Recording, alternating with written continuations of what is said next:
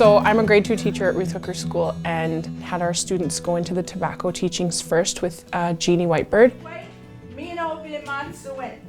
Come on, let's say that. And so our kids got to make their little tobacco ties with her and learn about how the tobacco is so connected to prayer with Indigenous culture. And then we were able to do the drumming with Jackie Bercier. The sound that it makes, just like we do. It has that, and I'm just listening right now, it has that heartbeat sound. Jackie talked about the importance of a drum and how connected it is to Indigenous culture.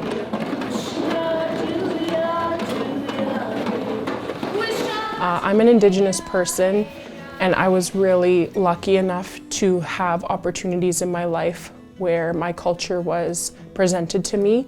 A lot of our students are Indigenous at Ruth Hooker School, and they are, some of them experiencing that culture for the first time because it's been taken from their families.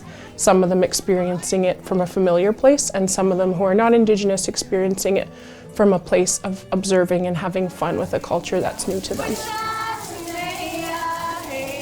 One of our mums that is Indigenous, her and her daughter, she actually showed up late and she brushed her daughter down to the Friendship Center and said, I'm sorry we're late, can we still join? And I said, sure, and she said, can I stay?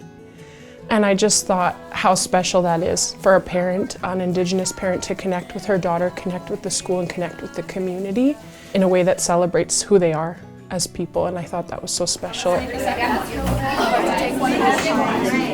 Indigenous education has been put into our curriculums. I think for Indigenous teachers like myself, that's kind of second nature.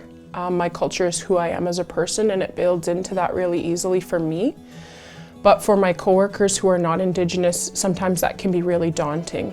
And I have that happen a lot where my coworkers will say things like, I don't want to be wrong, or I don't want to teach the wrong thing or say the wrong thing or speak to something that maybe I'm not qualified to speak to, and I think that's scary. So I think experiences like this with Holiday Alley really show teachers how simple it can be and how enriching it can be for our kids, especially our Indigenous students, but also for our newcomer students, kids who have no idea about Indigenous culture here in Canada and Manitoba and in Selkirk particularly. I had a new staff come up to me one day and she said, can you help me with the language in this book?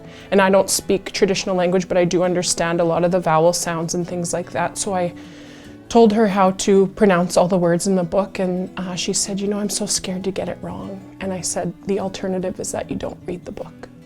And that's a big lesson for some of our teachers, is the alternative is you don't do it, and you have to think about what's more damaging to our kids in that way.